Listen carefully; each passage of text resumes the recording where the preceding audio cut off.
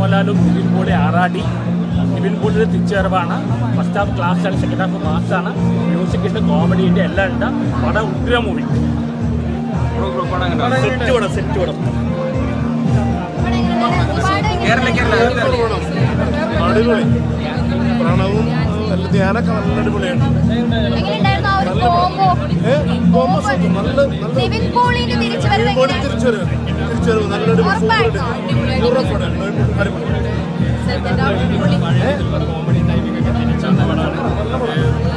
തിരിച്ചുവരവ് നല്ല മ്യൂസിക്കിന്റെ രീതിയിലാണെങ്കിൽ അതിഗംഭീരമാണ്. വർഷങ്ങൾ കണ്ടിരിക്കേണ്ട മൂവിയാണ്. ഓരോ സീനും സർപ്രൈസ് തന്നെ. പടം ഗംഭീരമാണ്. നിവിൻ പോളിയുടെ കംബാക്കാണ്. നിവിൻ പോളി തകർത്തിട്ടുണ്ട്. നിവിൻ പോളിയുടെ ചില സീനുകൾ തുടക്കത്തിൽ കാണുമ്പോൾ നമ്മൾ വിചാരിക്കും നിവിൻ പോളിയുടെ ഇപ്പോഴത്തെ സിനിമയുടെ ഇപ്പോഴത്തെ രീതിയെക്കുറിച്ച് തന്നെയാണ് പറയുന്നത്. നിവിൻ പോളിയുടെ ഇപ്പോഴത്തെ അവസ്ഥ, തുടർച്ചയായ പരാജയങ്ങൾക്ക് ശേഷം നിവിൻ പോളി വിജയിക്കുമോ എന്ന് അറിയാനുള്ള ഈ സിനിമയിൽ പുള്ളിയുടെ പേരുമായി സാദൃശ്യമുള്ള ഒരു സീനിലാണ് പുള്ളി വന്നിരിക്കുന്നത്. അതിഗംഭീരമാണ്. നിവിൻ്റെ പഴയ കോമഡി ടൈമിംഗ് ഒക്കെ തിരിച്ചു വന്നു. ഒരു ഫീൽ ഗുഡ് മൂവിയാണ്. നൊസ്റ്റാൾജിക്കാണ്. ഒരുപാട് വർഷങ്ങളുടെ ഗ്യാപ്പിൽ നടക്കുന്ന ഒരു സിനിമ അതിഗംഭീരമായിട്ട് വന്നിട്ടുണ്ട്. ഫീലിങ്സ് ഉള്ള മൂവിയാണ്. നല്ല സിനിമയാണ് വർഷങ്ങൾക്ക് ശേഷം. Thank you. നല്ല പടമായിരുന്നു.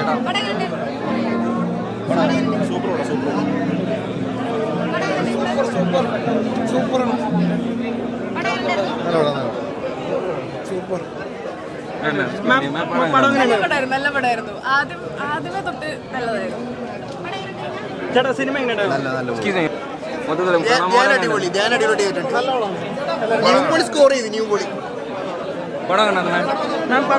സൂപ്പർ പടമാണ്. എല്ലാവരും തന്നെ നന്നായിട്ട് അഭിനയിച്ചിട്ടുണ്ട്. നിവിൻപോളിയുടെ പെർഫോമൻസ് സൂപ്പർ. എല്ലാവരും തന്നെ അച്ഛന്മാരുടെ മക്കളെല്ലാം സൂപ്പർ അഭിനയം. കിട്ടില്ല ഒരു രക്ഷയില്ലാത്ത ക്യാരക്ടർ. സൂപ്പർ ഹിറ്റ് തന്നെ.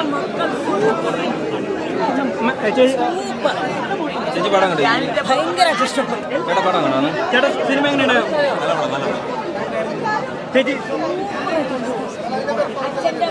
ചേട്ടാ സിനിമ എങ്ങനെയുണ്ടായിരുന്നു? കേട്ടോ പടം ഭയങ്കര ഇഷ്ടപ്പെട്ടു. ഭയങ്കരമായിട്ട് എൻജോയ് ചെയ്ത ഒരു ഫിലിമാണ്. നല്ലൊരു ഫാമിലി എൻ്റർടൈനറാണ്. എന്തായാലും കാണൊരു നല്ലൊരു ഫിലിം തന്നെയാണ് വർഷങ്ങൾക്ക് ശേഷം. ചേട്ടാ സിനിമ എങ്ങനെയുണ്ടായിരുന്നു? ചേട്ടാ സിനിമ എങ്ങനെയുണ്ടായിരുന്നു?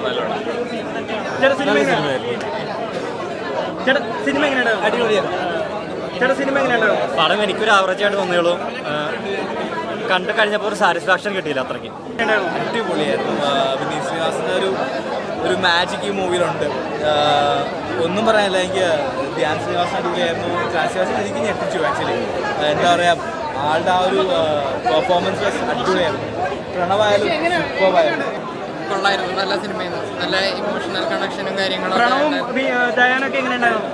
രണ്ടുപേരും നല്ല രീതിയിൽ അഭിനയിച്ചിട്ടുണ്ട്. മത്സരിച്ച് അഭിനയിക്കാന്ന് പറയില്ല, അതേപോലെ നല്ല രീതിയിൽ. നിവിൻ പോളിയുടെ കംബാക്ക് അടിപൊളിയുണ്ട്. എല്ലാം കൊണ്ടും അടിപൊളി പടമാണ്. ഇമോഷണലി ആൻഡ് ഫ്രണ്ട്ഷിപ്പും എല്ലാം കൂടെ വരുന്ന പടമാണ്. നിവിൻ പോളി, പ്രണവ് എല്ലാവരും, ധ്യാനും എല്ലാവരും അടിപൊളിയുണ്ട്. വിനീതന്റെ one of the best. Okay bro. അതിന് ഈ പറഞ്ഞ പോലെ എന്താ പറയുക, എല്ലാവരും പെർഫോമൻസ്. ഇപ്പോൾ ധ്യാൻ ചേട്ടനാണെങ്കിലും അപ്പു ആണെങ്കിലും നിവിൻ പോളി ആണെങ്കിലും ബേസിലായിട്ട് അങ്ങനെ ഒരുപാട് പേര് ഗംഭീര പടം. കുറേ ചിരിച്ചു. ഒരുപാട് ഇമോഷണൽ സീൻസ് ഉണ്ട്. തീർച്ചയായിട്ടും തിയേറ്ററിൽ തന്നെ കാണേണ്ട, ഫാമിലി ആയിട്ട് വന്ന്. ഒരു വിനീത് ശ്രീനിവാസൻ പടം തന്നെയാണോ? വിനീതേട്ടൻ പടം എന്ന് പറയാൻ പറ്റില്ല. കുറേ സാധനങ്ങൾ പൊടിച്ചു മാറ്റിയിട്ടുണ്ട്. അപ്പോൾ വിനീതേട്ടൻ എനിക്ക് തോന്നുന്നു ഇതിൽ പിന്നെയും ആൾക്കാരെ എന്താ പറയുക ഞെട്ടിക്കുന്നു തോന്നുന്നു. അടിപൊളി പടം. ഒരു കോമഡി, ഫാമിലിക്കൊക്കെ ഇഷ്ടപ്പെടുന്ന ഒരു കോമഡി എൻ്റർടൈനറാണ് പടം.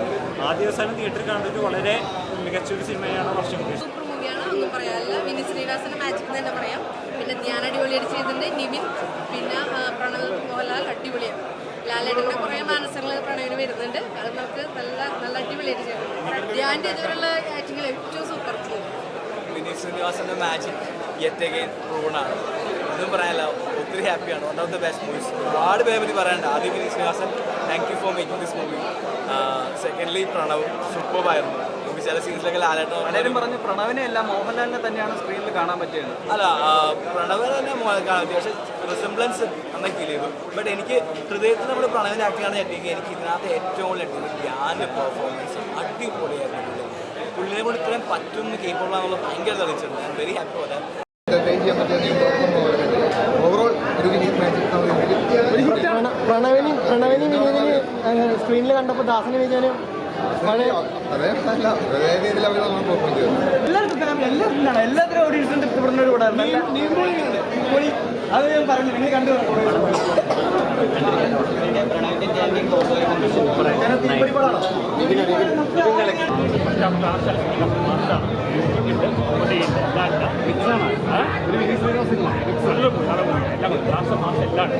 കഴിഞ്ഞാട്ടാണോ ചെറുതാണ് പിന്നെ ഈ കോൺഗ്രസ് കണ്ട മോഹൻലാൽ പ്രണവ് പ്രണവും കൂടി ആറാടി ബോഡിയുടെ ശക്തമായി ചെറുതാണ്. ഇപ്പോഴും സിനിമയ്ക്ക് ഉള്ളിലെ ആളുകൾക്കും സിനിമയ്ക്ക് പുറത്തുള്ള ആളുകൾക്കും അങ്ങനെ ഒരു വേർതിരിവില്ല.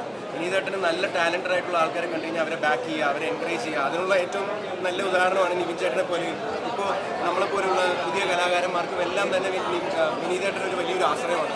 അപ്പോൾ തീർച്ചയായിട്ടും ഇനിയും വിനീതേട്ടൻ നല്ല നല്ല ടാലൻസ് കൊണ്ടുവരട്ടെ. അമൃത് രാംനാഥ് എന്ന് പറഞ്ഞൊരു പുതിയ മ്യൂസിക് ഡയറക്ടറാണ്. ഒരു 24 വയസ്സം കണ്ടുള്ള ആ പയ്യൻ ബോംബെ ജയശ്രീയുടെ മകനെ പോയി കണ്ടുപിടിച്ച് നീ പാടാ എന്നെ സിനിമ ചെയ്യണമെന്ന് പറയുന്നത് അങ്ങനത്തെ ഒരു മനസ്സൊന്നും ആർക്കും ഉണ്ടാവില്ല. അതുകൊണ്ട് വിനീതേട്ടനെ പോലെ ഇനി കുറേ എന്താ പറയുക ഡയറക്ടേഴ്സും നിർമ്മാതാക്കളൊക്കെ നമുക്ക് കിട്ടട്ടെ. അങ്ങനെയാണെങ്കിൽ നമ്മളെ പോലുള്ള നായകന്മാർക്ക് സിനിമയിൽ പിടിച്ചു വെക്കാൻ ഇല്ല. ഇതിൽ ആ ജ്ഞാപകം എന്നുള്ള ആ പാട്ട് തന്നെയാണ് ഇതിൻ്റെ ഒരു സോള്. നമ്മൾ ഏറ്റവും അവസാനമാണ് ആ പാട്ട് ഇറങ്ങിയത്, തമിഴ് പാട്ടാണ്. പക്ഷേ ഈ സിനിമയിൽ ഉടനീളം ആ പാട്ട് ഇങ്ങനെ പല ആ ജേണിയുടെ ഭാഗമായിട്ട് നമുക്ക് കാണാൻ കഴിയും. പിന്നെ അതുപോലെ പ്രണവിൻ്റെ ആദ്യമായിട്ട് എന്താ പറയുക, പ്രണവ് ഒരു അഴിഞ്ഞാടി പാടിയ ഒരു പാട്ടാണല്ലോ മധുബകര്. മധുബകര് തീർച്ചയായിട്ടും എല്ലാവർക്കും ഇഷ്ടപ്പെടുന്ന പാട്ടായിരിക്കും. ജ്ഞാപകവും എല്ലാവരും ഓർത്തിരിക്കുന്ന ഒരു